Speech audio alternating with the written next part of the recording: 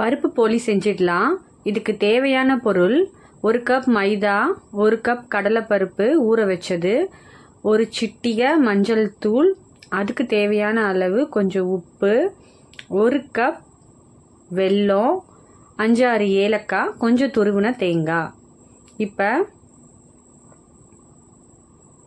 இதுக்கு மாவு பிசைஞ்சிடலாம். போலிக்கு பாத்திரத்தில் நான் எடுத்து வச்ச 1 கப் மைதாவை போட்டுட்டு, மாவுக்கு தேவையான ரொம்ப வேண்டாம் ஏன்னா இது ஸ்வீட்டு, ஸோ ஒரு சிட்டிகை போட்டால் போதும். உப்பு, கலருக்கு தேவையான மஞ்சள் தூள், எப்படி நம்ம சப்பாத்தி மாவு பிசைவோமோ அதே மாதிரி தண்ணி சேர்த்து நல்லா தளன்னு பிசைஞ்சுக்குங்க. மாவு நல்லா பிசைஞ்சிட்டு மேலே 1 ஸ்பூன் நெய் தடவணும். எப்பவுமே மைதா மாவை உடனே திரட்டி உடனே போட வேண்டாம்.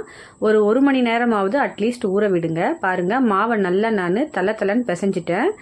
எவ்வளோ சாஃப்டாக இருக்குது பாருங்க. கையில் அழுத்தும் போதே மேலே நெய்யும் தடவிட்டேன். இதை 1 மணி நேரம் அப்படியே மூடி போட்டு ஊற விட்டுடலாம். இப்போ கடலைப்பருப்பு குக்கரில் வேக வச்சு எடுத்துடலாம். இந்த கடலைப்பருப்பு முங்குற அளவுக்கு தண்ணி ஊற்றி விசில் போட்டு எடுத்துருங்க. நல்லா குழையட்டும். கடலைப்பருப்பு வெந்துருச்சு பாருங்க. நல்லா வெந்திருக்கு கடலைப்பருப்பு. இதை நம்ம பேஸ்ட்டாக அரைச்சிக்கணும். இது நமக்கு போலியில் தென்படக்கூடாது, ஸோ அதை நம்ம பேஸ்ட்டாக அரைச்சிக்கணும். கடாய் வச்சு அந்த 1 கப் வெல்லத்தை போட்டு அதுக்கு தேவையான அளவு தண்ணி ஊற்றி நல்லா கரைச்சிருக்கேன். அந்த கட்டியெல்லாம் இல்லாமல் நல்லா கரைஞ்சிடணும். அது கூட அரைச்சி வச்சிருக்க அந்த கடலைப்பருப்பை போட்டு மிக்ஸ் பண்ணிக்கிறேன். வெல்லத்தோட நல்லா மிக்ஸ் ஆகணும். சிம்மில் வச்சு பண்ணுங்க. ரொம்ப ஸ்பீடாக வச்சிங்கன்னா அடி பிடிச்சிடும். ஸோ ஸ்மெல்லும் வர ஆரம்பிச்சிடும். எப்பயுமே ஸ்வீட்லாம் பண்ணும்போது ஓரளவுக்கு சிம்மில் வச்சே பண்ணுங்க.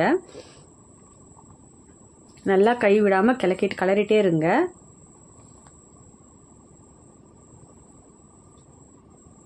இதுக்கு கூட இப்போ நான் தேங்காய் திருவி வச்சிருக்கேன். கொப்பரை தேங்காய் இது. நான் கொப்பரை தேங்காய் ஸ்பெஷலாக போட்டிருக்கேன். ஏன்னா அதோட ஃப்ளேவர் வேற மாதிரி இருக்கும். நீங்களும் போட்டு ட்ரை பண்ணி பாருங்க. நல்லா அதில் கொஞ்சம் எண்ணெய் ஸ்மெல் வரும். அதுவும் நல்லா வாசனையாக இருக்கும். அதையும் போட்டு அந்த வெல்லம் கடலைப்பருப்போடு சேர்த்து நல்லா மிக்ஸ் பண்ணுங்க.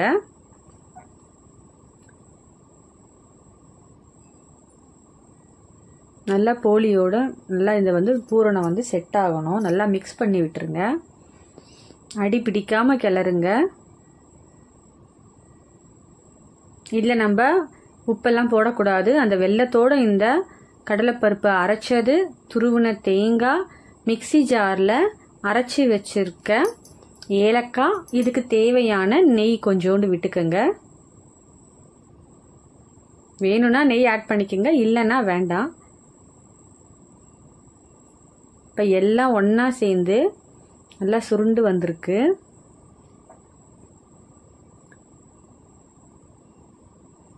ஏலக்காய் பொடி ஆட் பண்ணிக்கலாம். அதையும் சேர்த்து மிக்ஸ் பண்ணிட்டா போலிக்குள்ளே வைக்கிற அந்த ஸ்வீட் பூரணம் ரெடி. இதை ஆற விட்டுருங்க. ஆற விட்டுட்டா நம்ம உருண்டை பிடிக்கிறதுக்கு வசதியாக இருக்கும். இப்போ ஊறிருந்த அந்த மைதா மாவை நாம் தட்டில் நெய் தடவி வச்சுருக்கோம். சில பேர் வாழை இலை வச்சு தட்டுவாங்க. நான் இன்னைக்கு தட்டிலே பின்னாடி நெய் தடவி வச்சு தட்டுறேன். மாவு ரொம்ப சாஃப்டாக இருக்குது பாருங்கள். அதனால நம்ம கையிலேயே அழகாக தட்டிடலாம். கையில் அழகாக தட்டிட்டு நல்லா பரப்பி விடுங்க.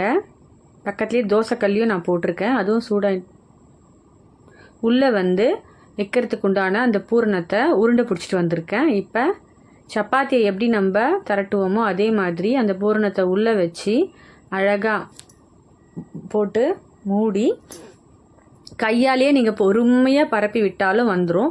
இல்லை சில பேர் கையில் சரியாக வரலைன்னா சப்பாத்தி கட்டை எடுத்து பொறுமையாக திரட்டுங்க. ஏன்னா மாவு மேலே நம்ம நெய் தடவி வச்சுட்டு இருக்கிறதுனால ஒட்டாமல் வரும். பொறுமையாக ஸ்லோவாக பண்ணுங்கள். ரொம்ப மெலிசாக வேணும்னாலும் நீங்கள் அது மாதிரி திரட்டிக்கலாம். இல்லை சில பேர் கொஞ்சம் தடிமனாக சாப்பிட ஆசைப்படுவாங்க. அவங்களுக்கு நீங்கள் கொஞ்சம் திக்காகவே போட்டு கொடுக்கலாம். பிளேட்டை வந்து நீங்கள் ரொட்டேட் பண்ணி வச்சு திரட்டினீங்கன்னா 4 சைடும் சேமாகவே வரும். திரட்டிட்டு இப்போ இதை அப்படியே தோசைக்கல்லுக்கு மாற்றிடலாம். நெய் 1 ஸ்பூன் விட்டுடுறேன். இப்போ திரட்டி வச்சுருக்க அந்த போலியை எடுத்து இதில் போடுறேன்.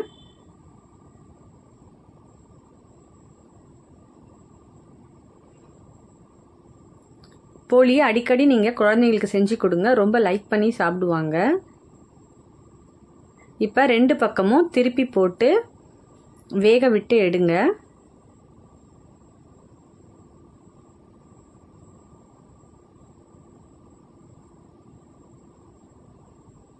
நல்லா வெந்துருச்சு. ரொம்ப கிறிஸ்பியான ஸ்வீட்டான போலி ரெடி. நீங்களும் அடிக்கடி வீட்டில் செஞ்சு பாருங்கள். ஏதாச்சும் ஒரு ஃபெஸ்டிவல் வந்தால் இந்த ஸ்வீட்டையும் நீங்கள் ட்ரை பண்ணுங்கள் மறக்காமல். தேங்க்ஸ்.